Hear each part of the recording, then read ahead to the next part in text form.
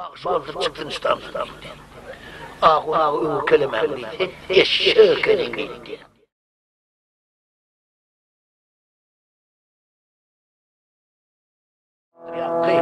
Indi alimlere sonra veriyor. Sen alim olsan senin haber atacak diye baktım.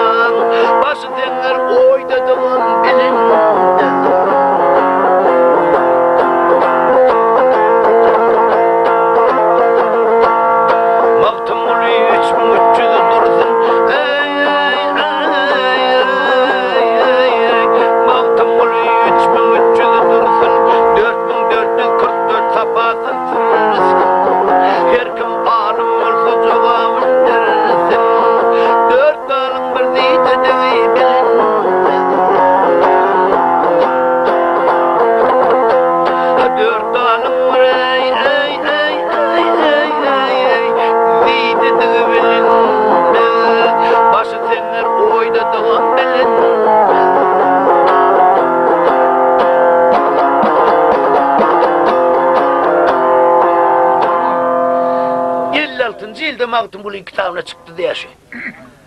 Şunu alıp Moğla Bayram Ahun deyip yol ötende uğra Ahun var olup akadın bağvazı. Şunu yanına vardım diye. Şunu yanına vardım diye. Bir çalt gepleyen adamdı diye. Şunu çözüpler Ahun ağı dedim. Ay kurçan ben koçayet bağvada var köreti belki şunu yanına var söylerdi gitti. Ay gittim şuna pazarcıyım diye. O vakitler 17 kilometre onun ağrı piyada gitmeli bayram aldın ağrı. Bardım mola aytışmayal kör var eken diye şeyhi. Şundan soradım diye, çözüp ver bilmezmin o şeyh ağa. Ay onu kuğuçan ben çözü bilmen yöne, Cuma gün bir Özbekistan'dan bir müftü gelecek şobiler deyip diye, Samarkand'dan gelmeli, ziyarete gelecek deyip haber geldi. Sen Cuma günü gel ondan sonra deyip diye. Cuma günü kaytadan gittim şuna diye. Bardım mola gelin eken hakikaten. Bir ortada orada mışlık oldu, o kör çümdükler koyuverdim diye sonra perayın dedim. Ha müftü ağa, şehirde bir oğlan bir neyse soracak diye. Ay soran dedi. Yankıyın okuyup verdim diye, alınmazdan senin haber alayın ne minnettir kayda da bilinmez. Maktumul 3300 dursun, 4444 sapaz dursun. Her kim alınmazda zoğan versin, 4 alınmaz deydi de bilinmez. Ne mi deyiptir bu maktumulu? Müftü ağa dedim onu. Ey! Aykan adam bilmez hemen, kayırdan biler men, kovmun evliyadan deyip. Değerli mi bir kişiydi? Ak börüklü molla veçeler yanından hem bizim reisimize bir direktora verip kellesini ağıştayan deyip de kokoyu verdiler de. Evliyadan ağlak kaçtım diye giyeceğin içinde. Ertir namazda öyle çıkıtsan çam namazda zordan yetişen de evliya. Koca gitip baba. 17 kilometre Bayramal'dan ağrı piyada gitme laf tufkattan hoplayan.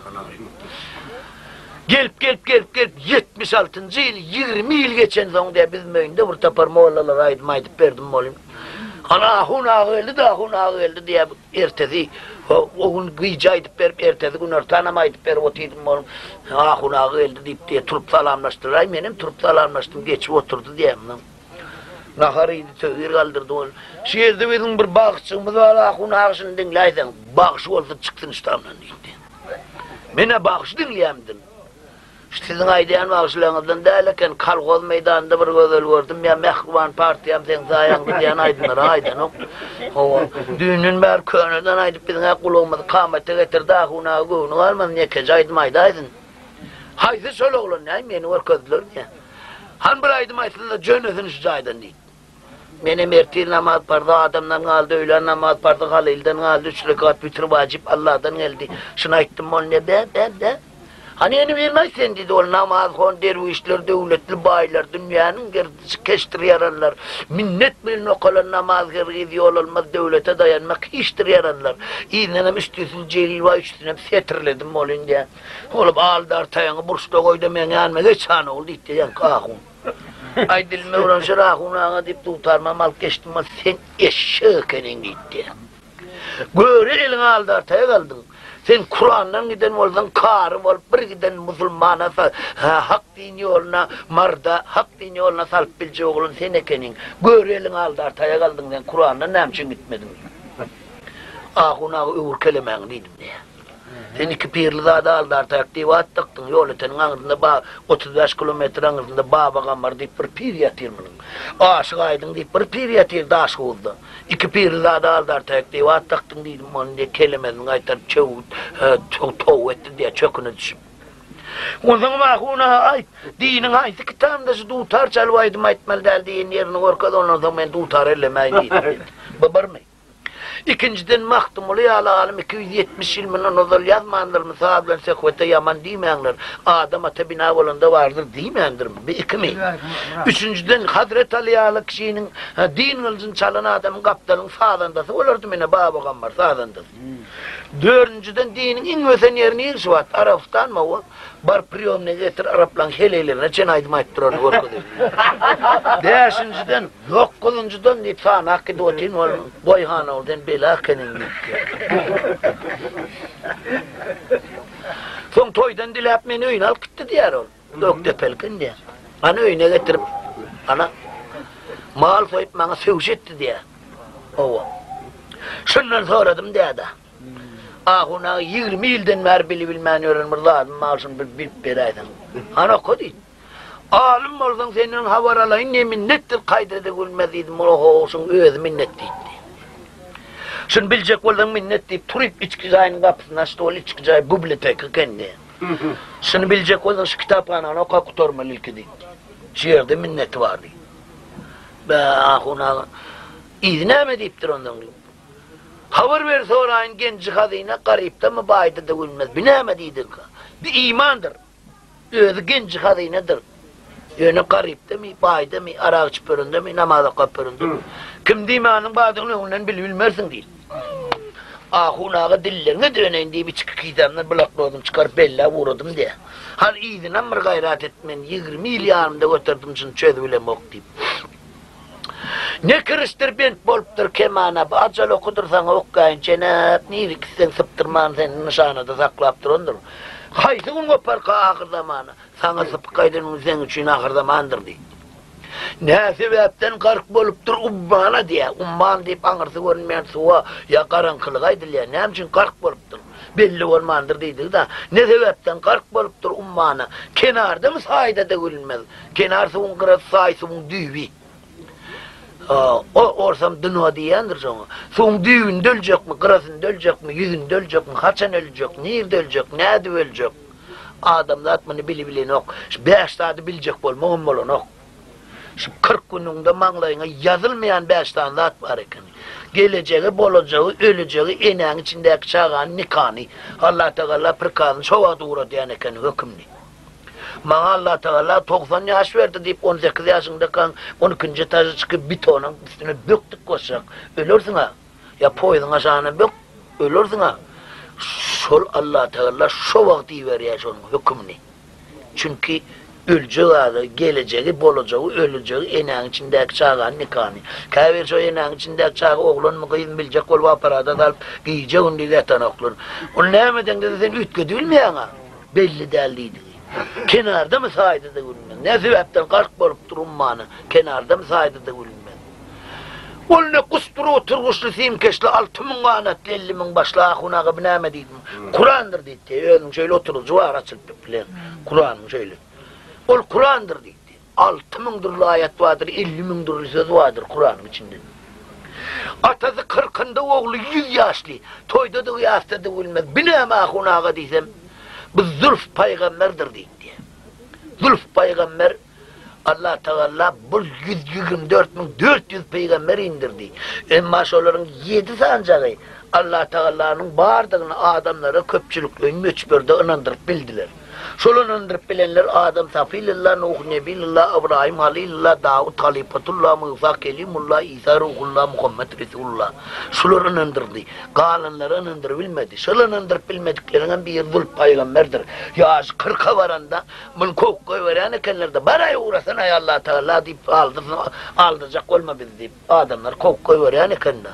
Ondan Allah Teala nalış ediptir de benim bir 100 yıldan son döreden olsam benim bu adamlara inandırıp bilirdim olun şu vatanının ok adamdan ağını pes. Yeni 100 yıldan adamdan ağını ösen son beni son indireyim alkenin Allah deyip nalış etti olun. Allah Teala her peygambere bir kes muczuza verdi. Musa peygamberin ajdarga ol kiden olsa kazası. İsa peygamber öyle adamları değildi koyverdi. Muhammed peygamberin gurrunu dinlep ertedin akşama çen nanimen adamlar açlığını yadından çıkardılar. Ama mına olun son mucuzanı verdi. 40 yaşında bir oğlu oldu, sen öyle otur geleyim, ben oğudunu yükkeleyim deyip, oğudunu yığmana gidip ağaç ağacın düğünde, eşeğinden uklak kaldı, o Türk görse 100 yıl geç gidip üstünden.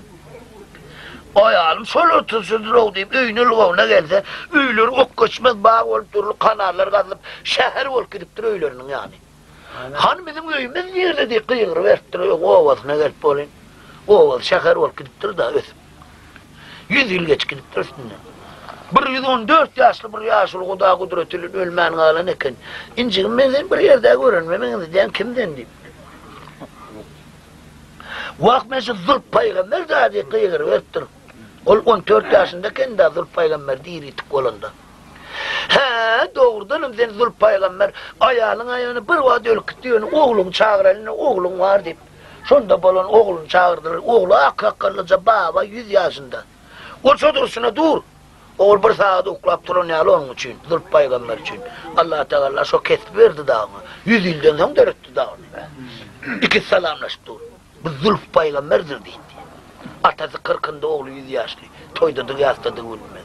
Onunla her yerde yatirken makan hiç kesmam etti Sure-i Taha. Binama ahunağı deyip. Muhammed Mustafa sallallahu aleyhi ve sellem'dir. Hol Medine'de kemmaka olup yatandır ozali ve ahireti peygamber oldu da. Hava.